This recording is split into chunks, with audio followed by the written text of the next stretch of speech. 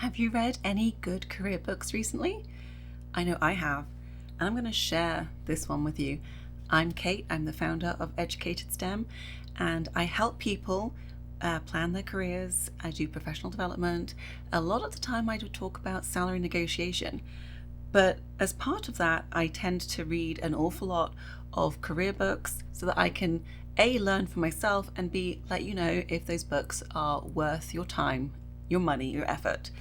And so this book, I'm afraid to say, has actually sat on my bookshelf for an awful long time, and I just hadn't gotten around to reading it. And so I thought, you know what? It's time. So for the past week, I have been reading The Squiggly Career, and it is by Helen Tupper and Sarah Ellis. And I have to say, this is a great little book. All of the books that I've been reading recently when it comes to careers have all been written either by someone in academia or someone who has left academia who has a PhD or some kind of higher degree. So these individuals are business individuals, and so they haven't been in academia, I think, since they graduated their undergraduate degrees. And in that way, it was quite refreshing because the way they describe things, it's very easy to understand, it's very digestible, and they approach things sometimes in a similar way to some of the books that I've already discussed in these videos, but at the same time they do things in a different way. And so if you are interested in just any kind of career growth, I would encourage you to read this book. And I just love the title, The Squiggly Career, because whenever I had someone come to my institution to talk about their career path, a lot of the time my graduate students and postdocs would say, Kate, why are you doing this? I am not going to be able to replicate their career path. And the point is that they weren't supposed to replicate that individual's career path. In some cases, it was definitely a non-linear path. The whole point, and usually what the speakers were saying, was that they had been open to suggestions, opportunities had come up, and they had researched it and realized that possibly this career path might be more ideal for them, or they were interested in going that way. And so really what I wanted my population to take away wasn't, okay, I'm going to go and follow this person's path completely. It was, let's be open to other options. Okay, right now you might want to be, if you're a grad student, you might want to become a professor, you might want to go up the ivory tower. But then once you go into your obligatory postdoc, you might realize, actually, I don't think I do. I don't want to write grants. I don't want to spend a huge amount of time reading. I don't want to teach. Whatever it is, you may decide that going that route isn't for you. So what on earth do you then do? And so this book is pretty cool. It's fairly short. Like I said, it took me less than a week to get through the whole thing. And there are exercises in pretty much every chapter which are very, very useful. And they make it very clear that in this day and age, the whole premise is that you will have multiple careers. And so you'll need to adapt and you'll need to follow non-linear career paths. And so, in 20 years ago or earlier, people were climbing career ladders. You were in a job, you knew what your promotion was, you went for the promotion, you basically followed your boss, they got promoted, you moved up. And so realistically, you were kind of following the company or the boss's trajectory. You weren't necessarily choosing that for yourself. But now we have greater autonomy and we have the ability to shape our careers around our values and our interests. And as time goes on, your values and your interests may change, and therefore your career path may also change. And that's not a bad thing. And it's very clear in this book. I know a lot of the other books that I've spoken about also point out that you might be making a career path, especially a career path change, especially if you're going from postdoc into something else. But this book is so clear about the 5, and then later on in the book it actually says 6 different careers. And so they have these exercises, and each chapter is broken down. And in each chapter, there are multiple exercises for you to consider so that you can then implement all of that kind of self-exploration and figure out what your next step will be. So the first thing they want you to do is to figure out your super strengths. So this is what you are great at. And the idea behind this is that you'll have more enjoyment at work. You're going to attract opportunities. So as people realize, this person is fantastic at this skill, more opportunities will come to you in order for you to utilize that skill, and you're going to be part of a very productive team. And I think if you're in the STEM world right now, and maybe you're amazing at one particular experiment, and that's great. I was the Western blot queen until I actually went on and learned microscopy, and then I really love microscopy. But the more you learn, the more or the better you can become at a certain thing. And so what is that? And also at the same time, they don't really mention it in the book, but what don't you like doing? I think it's a key thing to know what you don't want to do so you can try and avoid it as much as possible. The second chapter is about your values. So obviously your values make you who you are. And you might have some core values. So you might want to be honest. You might want to try your hardest and do your best work. You might want to be kind. You might want to be compassionate. Whatever your values are, that is the base of who you are. And you're going to be doing that at work, and you're also going to be doing that outside of work, which I think sometimes people forget. So you're actually going to be living by your values. And so you need to decide what your core values are. And so the fun activity that they have in this book is you kind of go through all the different values, and then you rank them, and you constantly rank them until you know what are your absolutely top of the list values. And they're very clear that there are no right or wrong values. It's just what is meaningful to you. And that might be completely different to someone else. And that is completely fine. There's nothing wrong with that.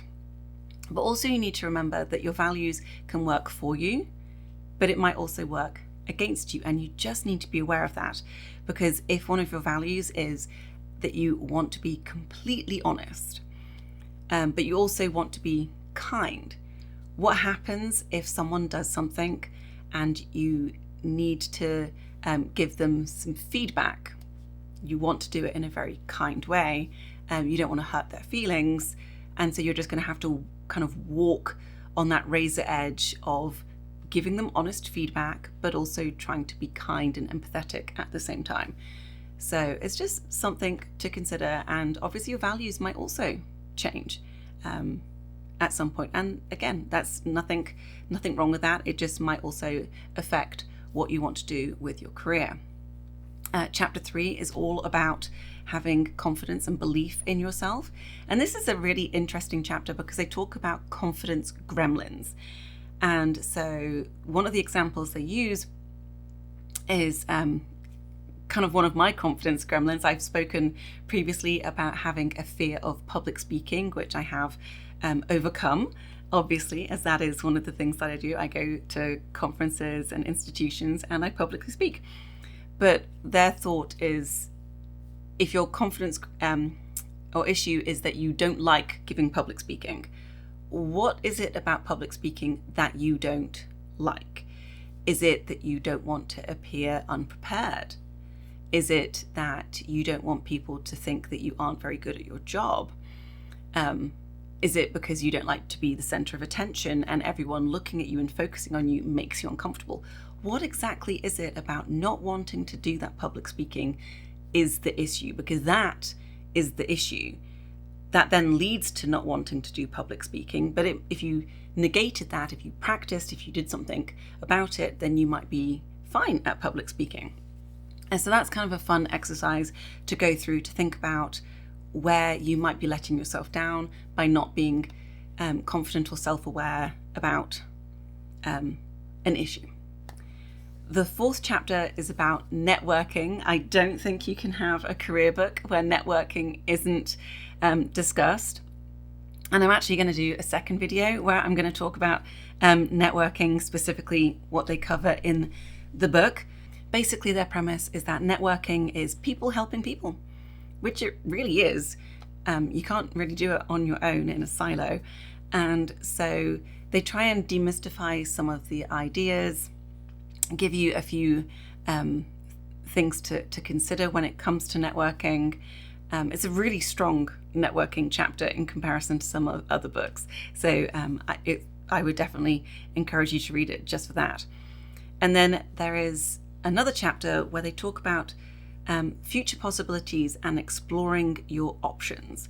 And so they want you to think about different possibilities. So the first is, what is the obvious possibility? So what is the next step which is really obvious from what you're doing? So if you're in a graduate school, is the next obvious possibility to do a postdoc? So I know I've done that one. I have gone from grad student to postdoc, to third postdoc actually in my case. And so that's the really obvious possibility. And so maybe that's something that you want to just have in the back burner.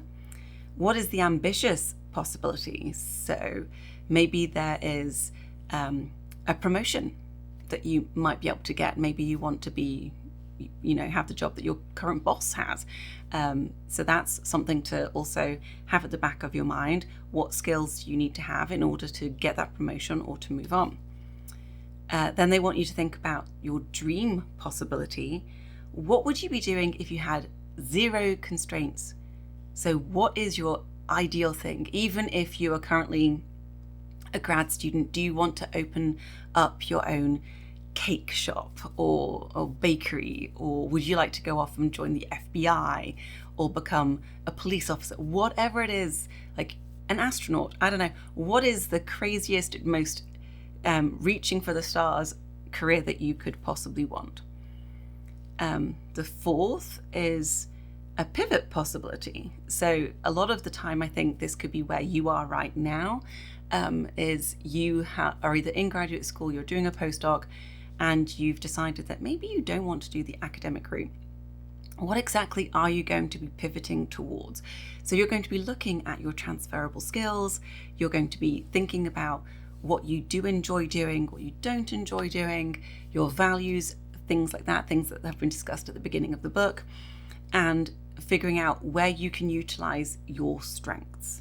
And so there is going to be some kind of career that you can move into. And then they talk about the future skills that they think everybody is going to need. And so those are to remain curious, which I think if you're watching this and you're in STEM, I think we're all fairly curious. So I think we've probably got that one down.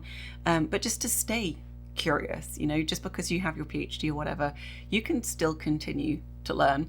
I know that when I moved into more education, I had to learn skills for professional development, and then I had to learn pieces for education. So I was constantly learning. And even now, like I say, I read books, I take classes. I want to constantly learn so I can continue to help my clients. The second skill is feedback. So that is both receiving feedback and giving it. And so you want to be someone who is approachable, so people can tell you feedback, which is going to help you, frankly. But also you need to figure out how you can give polite, kind feedback, which someone can then learn from. And the final one is grit. So again, if you've done anything in higher education, if you have a higher degree, I think you've got grit you would have had to do to get either your master's or your PhD degrees, but you still need to continue to be gritty. Okay, just because you've got that, you still need to have staying power and work hard to do those problem solving and other things. So I think this book is truly one of the better career books that I've had. It doesn't suggest any careers at all. It just gives you these tasks in order for you to really think for yourself. These are the skills that I enjoy doing. These are my values. And then you can kind of figure out what career trajectory you want to take for that. A lot of the other books talk about very obvious STEM careers or pathways that people with PhDs have taken. This is not that book. This is not going to give you ideas. But what I do appreciate is it takes advice from people who've been successful in the business world, which quite frankly is quite different from academia. And so because we're in our little bubble, I think sometimes it's nice just to kind of hear things from people who are outside of that bubble. I think it's refreshing and we can learn. And so if you want to follow Helen and Sarah, they actually have an Instagram handle. It's called Amazing If. And then they have a podcast. It's called the Squiggly Careers podcast. Now, fair warning, I haven't listened to it. I have a really weird thing when it comes to podcasts that I have to listen to every single episode. So I'm still back in 2022 or 23 of the one that I'm currently listening to, but it's now on my list. So I will get to it eventually. So if you want to go and listen to them, I think it might be fun. Fair warning, they are British, so they are going to have some fun accents and they might have some phrasing and things that might be peculiar to Americans, but I think it would be worth a listen. So again, it's the Squiggly Career, and I had fun doing it. I think that it would be pertinent for you to do some of the exercises if you are thinking about your career, and even if you're not ready to make a move. I always tell clients, the earlier you start considering, the easier it will be when it comes to that transition. So again, read the book. I would love to hear what you think of it, and let me know what other books you've read recently when it comes to career progression and career planning. I would love to know. I can add it to my ever-growing collection behind me. So tune in next time, where I'm going to be talking specifically about intentional networking and some of the key things that they mention in this book. And I will see you next time. Thank you. Bye-bye.